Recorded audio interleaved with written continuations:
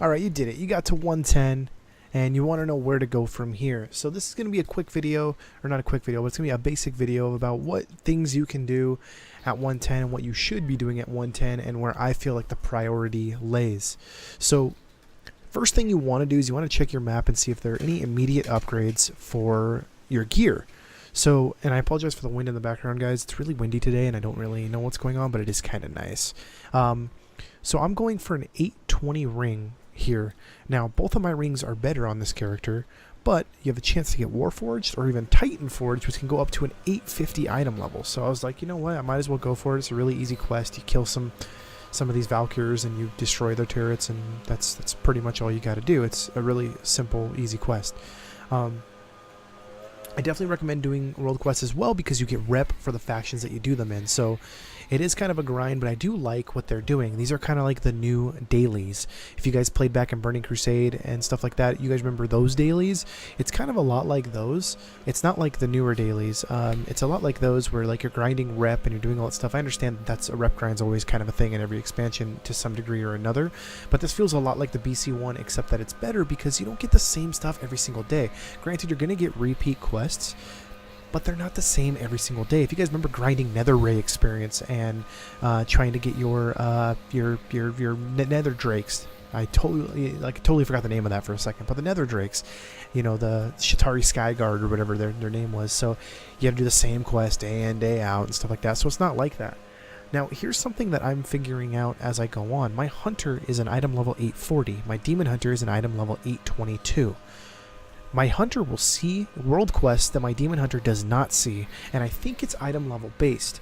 So, and it's also vice versa. My Demon Hunter will see like an 810 chess piece, and my Hunter will not see that same 810 chess piece. She'll see like an 835 trinket. So, your item level unlocks higher tiers of world quests, I believe. I'm not confirming that, you know, 100%, but I'm pretty sure that's what's going on.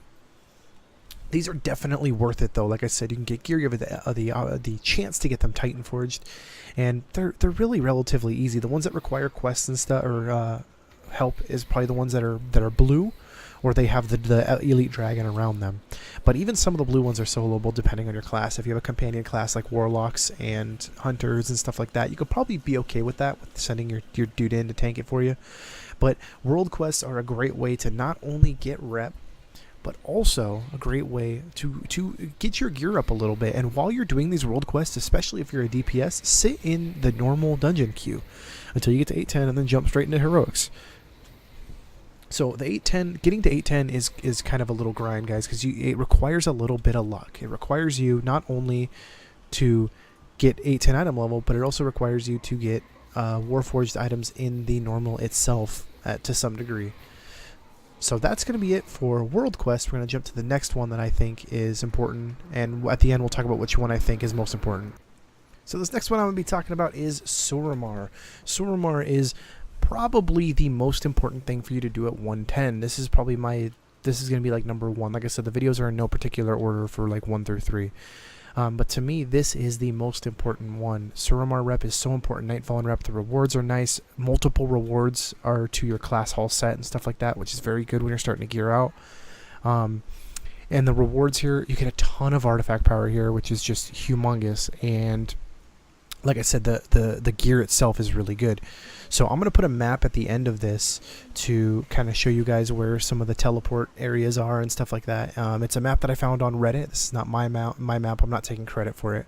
But I'm going to put it on this video for your guys' reference so you guys can check it out and kind of be like, okay, I don't have that teleporter. I got to go get this one. But Suramar rep is so important. Quest here. Do any quest you could find. The dailies here are really good. And for those of you guys that didn't know, if you have the Suramar Emissary quest from your world quest, that's how you get your Fox mount. You have a chance to get the quest item inside that box. So that's very important as well. So right here is the Suramar map that I told you about. If you guys want to pause the video, that was a good time to pause it to check that out. Now the third thing, but what I think is the second most important, behind Suramar and in front of World Quest, is your Class Hall campaign. Your Class Hall campaign is so important, guys, because not only do you unlock your 3rd relic slot for completing it, which increases the eye level of your weapon and the damage it puts out by a lot, and it helps you as well. You also get some pretty cool appearances, and like I said, the eye level part is huge because there's so many hurdles you have to jump in this expansion with that are eye level involved. Getting into mythics, people are going to say we want you to be 830 plus.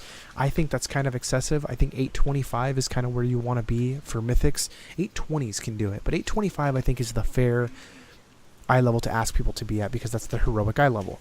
So that'll help you get past that hurdle. So in here you got the class upgrades and stuff like that. You know, those aren't super important at 110. I mean, they get there when you get to the last one. You can get double legendaries, but as far as when you're 110, it's just kind of there. So that's the video, guys. I hope you enjoyed it. If you liked the video, please hit the like button. If you did like the video as well, please hit that subscribe button. And I hope I helped you, and I will catch you guys at the next video.